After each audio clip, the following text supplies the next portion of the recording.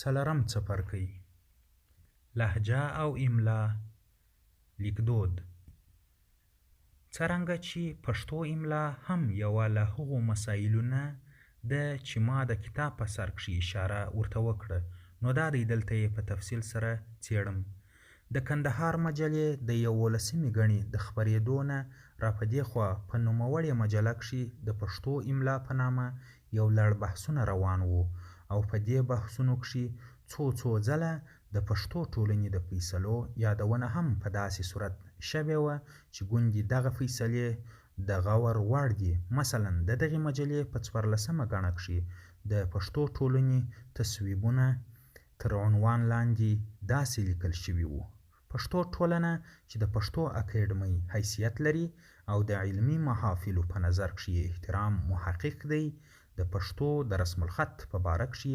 له پخوا نه د قدر وړ تصویبونه کړي دي چې لیکوالو د هغو رعایت په خپله اندازه ساتلی دی. خو څرنګه چې وویل شو، دا تصویبونه او قراردادونه صرف د رسم الخط د توحید په باره کښې دي او جنبه یې هم توحیدي ده. څه خاصې حکمنامې نه دي چې د صحت او خطا معیار وګرځېدی شي. یو له هغو تصویباتو څخه د سو او شو په باب کښې دی چې شو ته یې ترجیح ورکړې ده. د همدې مجلې په 14مه ګڼه کښې د دغو فیصلو په برخه کښې لیکل شوي دي: که پر سړه سینه پر داسو فیصلو غور وشي چې هغه ډېرې پخوا شوي دي، نو ارومرو تغییر غواړي، ځکه د بیخي څو کلونو د مخه پښتو لیکنې که اوس راواخیستل شي، نو له ورایه څخه زیاتې ادبي سهوې پکښې لیدل کېږي، او په همدغه دلیل نو د هغه پخواني وخت بې دلیله مطلقې فیصلې چې د پښتو ادب د محدودو معلوماتو په دایره کښې صادرې شوي دي، اوس د هغه چا په نزد اعتبار نشي پیدا کولی چې هغه د پښتو په ادب کښې د مترقي او انکشافي فکر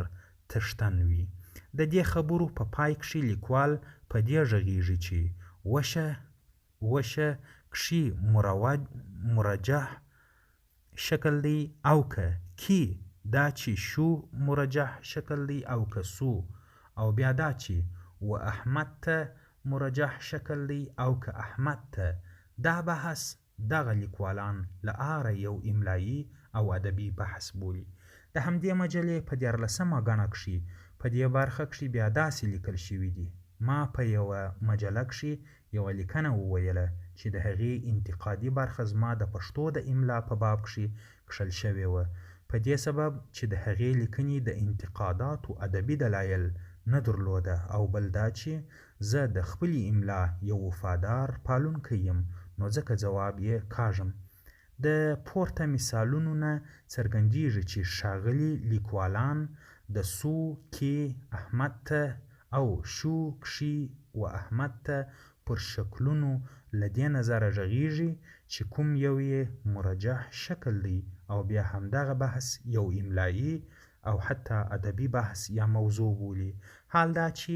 نه دغه ډول یو بحث ادبي دی او نه املایي، بلکې له آره د دغه ډول شکلونو په برخه کښې فیصلې واړه یو ډول لهجوي فیصلې دي چې له ډېرې زیاتې مودې نه را په دې خوا ادبي او املایي فیصلې ګڼل شوي دي. حتی د پښتو ټولنې په فیصلو کښې هم دغه بحث یا د رسم الخط وحدت او یا ادبي ضرورت ګڼل شوی دی. مثلا کومه مقدمه چې د کابل مجلې د 27 کال په 14مه ګڼه کښې د پښتو ټولنې پر فیصلو لیکل شوې، او وروسته بیا د پښتو ټولنې له فیصلو سره په یوه کوچنۍ رساله لیکدود کښې خپره شوې ده، په هغې کښې داسې لیکل شوي دي: په دې ورځو کښې لیکوال سره کښېنستل، تر ټولو د مخه دوی لیکدود ته توجه وکړه، نو ځکه یې د تېرو غونډو لمنه پسې اوږده کړه چې تر اوسه د لیکدود د معیاري کولو په باب د افغانستان او پښتونستان د لیکوالو ترمنځ په کابل او پېښور کښې شوي دي. دلته هم د دې غونډو لوی مطلب دا شو چې د پښتو لیکدود معیاري کړي او داسې فیصلې په دې باب کښې وکړي چې پښتانه یې په ټوله پښتونخوا کښې عملي کړي او له دې وروسته پښتو د املا له مخې یو واحد شکل غوره کړي او دا نیمګړې خوا یې هم پوره شي او د یوې علمي ژبې خصوصیت پکښې له ورایه نارې ووهي. په دې ډول زیاتره هغه کلمې چې د لیکلو په لحاظ د لرې او برې پښتونخوا د لیکوالو ترمنځ پکښې اختلاف و پرله پسې غونډو ته وړاندې شول. په نتیجه کښې له ښه مرغه ټولو کلمو باندې اتفاقي نظر راغی او غوره شکلونه یې تصویب شول. یا دا چې یو بل ځای په یو کتاب کښې په هغې تبصرې کښې چې د همدې فیصلو په شاوخوا کښې د پښتو ټولنې فیصلې تر عنوان لاندې لیکل شوې ده، دا فیصلې د رسم الخط فیصلې ګڼل شوي او ویل شوي دي چې دغه فیصلې د رسم الخط د وحدت او ادبي ضرورت په اساس صادرې شوي دي. د همدې ګډوډۍ په نتیجه کښې و چې لهجوي، املایي او ادبي بحثونه سره ګډ شوي او د یوه په نامه پر بل باندې غږېدل نږدې یوه عنعنوي اشتباه ګرځېدلې وه. دا دی زه غواړم چې دا خبرې په وضاحت سره بیلې کړم. د دې دپاره چې دا کار په ښه توګه وشوی وای، زه یوازې په هسې تعریف یا چې املا په لغت کښې څه ته وایي او یا دا چې په ادبي اصطلاح کښې بیا څه ته ویل کېږي اکتفا نه کوم، بلکې کوښښ کوم چې هره خبره په مثالونو سره وښیم. دلته زه د هغو فیصلو نه چې پښتو ټولنې د املا او رسم الخط په نامه صادرې کړي او ځینې یې حتی ما په خپله هم د اقلیت په حیث امضا کړي دي ځینې مثالونه را اخلم. اما د مخه در دې باید ووایم په دغو فیصلو کښې په رښتیا سره یو څو املایي فیصلې هم سته، لکه دا چې زه، ته، ده، زړه باید ولیکو، نه زه، ته، ده، زړه. یا دا چې ښوونکی باید ولیکو، نه ښوونکی. یا دا چې کوڼ باید ولیکل شي، نه کوڼه. یا دا چې یو آینده باید ولیکل شي، نه یو آینده. یا دا چې مجهوله یې دي د معروف یې پر ځای باید استعمال نشي. اما پرته له دغو او یا همدې ډول کومې بلې او یا همدې ډول کومې بلې فیصلې نه چې ښایي زما له نظره لوېدلې وي، نورې واړه فیصلې او حکمونه د لهجې او ژبې په برخه کښې شوي دي، نه د املا یا د لیک. مثلا د پښتو ټولنې له فیصلو نه یوه دا ده چې د ژوند، ژوند، ځوند په ګړنیو شکلونو کښې چې هر شکل یې په یوه بېله لهجه پورې اړه لري د ژوند شکل مرجح ګڼل شوی دی. دا حکم داسې حکم ته ورته دی چې د ډوډۍ، ټیکلۍ، مړۍ له شکلونو نه یو شکل غوره وبلل شي او دا حکم په ښکاره داسې یو حکم وي چې یوه لهجه به تر بلې نه مرجح ګڼل شوې به تر بلې نه مرجح ګڼل شوی وي. په بل عبارت د یو واحد معنوي شکل له درو بیلو لفظي شکلونو نه په یو لفظي شکل غوره ګڼل شوی وي. نه دا چې د عین لفظي شکل له درې بیلو لیکل شوو بڼو نه یوې ته ترجیح ورکړل شوی وي چې املایي حکم وګڼل شي، لکه د زه او زه ترمنځ چې د عین لفظي شکل دوه بیلې لیکل شوي بڼې دي.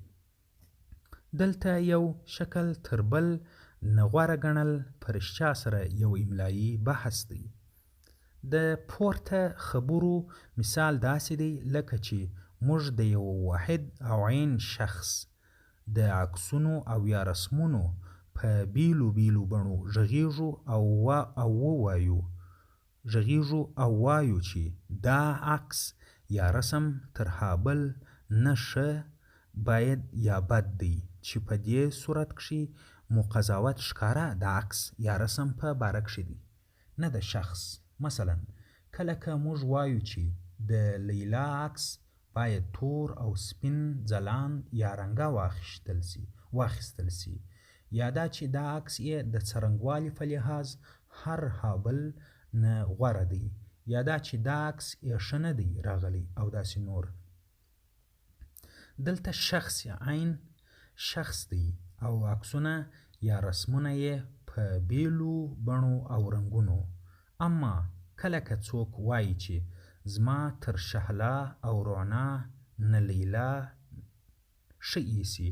یا دا چې زما په کوټه کښې باید د لیلا عکس وي نه د شهلا او رعنا،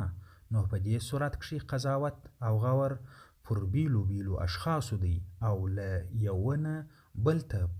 په ښه یا بده سترګه کتل شوي وي. لنډه دا چې په لومړي صورت کښې قضاوت یا غور پر څېره یا سمبول باندې دی او په دوهم صورت کښې په اصل شی چې د دې دواړو توپیر له ځمکې تر اسمانه دی د پښتو د پښتو ټولنې فیصلې هم نږدې ټولې پرته له هغو نه چې مې د مخه ګوته ورته ونیوله د اصل لهجې یا ژبې په باره کښې دي، نه د سمبول املا یا رسم الخط او لیک په باره کښې. مثلا په لاندې کلماتو کښې له درو بیلو ګړنیو شکلونو نه هر شکل یې غالبا په یوه ځانته لهجه پورې اړه لري. د ښي لاس لخوا دریم شکل غوره ګڼل شوی دی. ځوند، ژوند، ژوند، زړه، جړه، ژړه، ژرنده، جرنده، ژرنده، زمی، جمی، ژمی، زوبل، جوبل،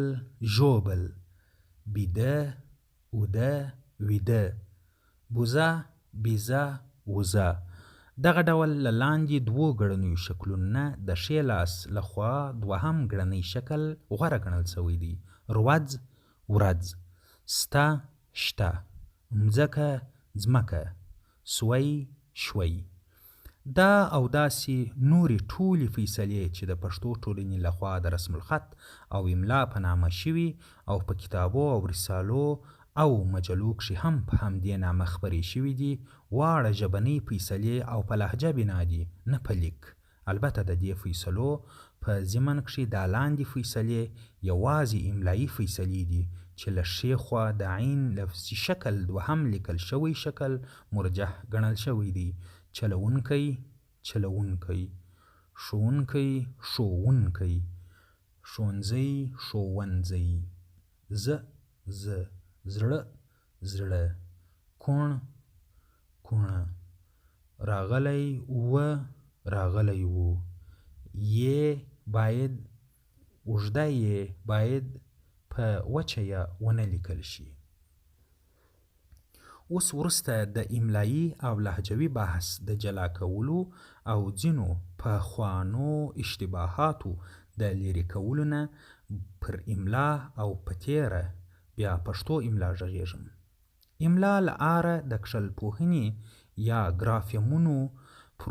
ګرافیمونو پروفیسر هاکټ د امریکې معاصر ژبپوهان د ګرافونومي اصطلاح استعمالوي او لیکي چې باید د لیک او د لیک د سیستمونو منظمه مطالعه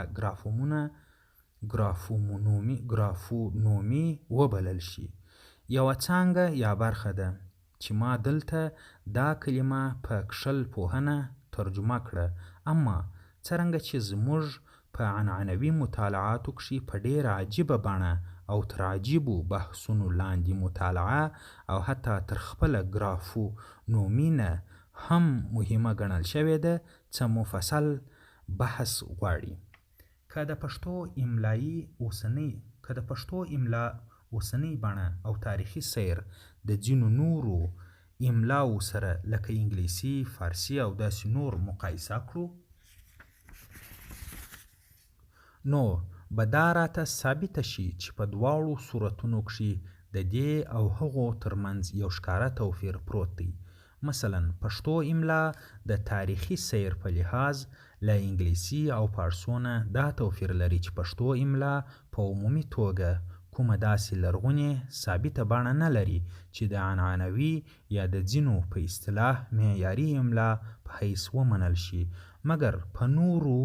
املاګانو کښې په عمومي ډول سره خبره بل شان ده. مثلا په فارسي او انګلیسي املا کښې داسې یوه بڼه سړی لیدلی شي چې په بیلو بیلو سیمو کښې بیلو بیلو خلکو تقریبا همهغه یوه بڼه استعمال کړې او په مرور د زمان عنعنه ګرځېدلې ده. داسې چې عنعنه پسندانو یو ډول د پټو سترګو علاقه ورسره پیدا کړې ده او هیڅ تغییر هم نشي پکښې منلی. دا ډول یوه ثابته دود شوې املا لکه د فارسي، انګلیسي او فرانسوي ژبپوهان عنعنوي املا بولي او د عنعنه پسندانو لخوا د لیک دود د صحت او خطا د محک په حیث استعمالیږي. دوی وایي چې د املا په برخه کښې زموږ دپاره محک دوه شیه دي. لومړی د دې قول سره سم چې افضل متقدم د پخوانو استادانو اثار او کلام چې هرومرو د ټول فصاحت او بلاغت د قواعدو جامع دي. دوهم علمي او فاني موازین. سربیره پر دې څو کاله د مخه یوې ورځ پاڼې منځنی غرب په دې فیل وکړ چې یوه ساده املا په کار واچوي، لکه دا چې د اصل پر ځای ال ولیکي. نوموړې ورځپاڼه د خلکو اعتراضونو چې د همدې عنعنه پسندۍ د قوي احساس نه سرچینه اخیستله دې ته مجبوره کړه چې له خپل دغه کوښښ نه لاس واخلي. دغه ډول څو کاله د مخه د کابل په ورځپاڼو په تېره بیا انیس کښې یو لړ انتقادي لیکنې چې د چتور باید نوشت تر عنوان لاندې د یو شمېر دري لیکوالو لخوا روانې شوې چې په هغو کښې د همدې عنعنه پسندۍ د احساس په اساس یو لړ سپکې سپورې هغو خلکو ته وویل شوې چې خرسند نه لیکي بلکې خورسند لیکي. البته کله کله دغو منقدینو بیا هم خپل منقولي دلایل یوه خوا پرې ایښي او خپل د افضل المتقدم اصل یې د معقولاتو او منطقي دلایلو په واسطه ایسته غورځولی دی.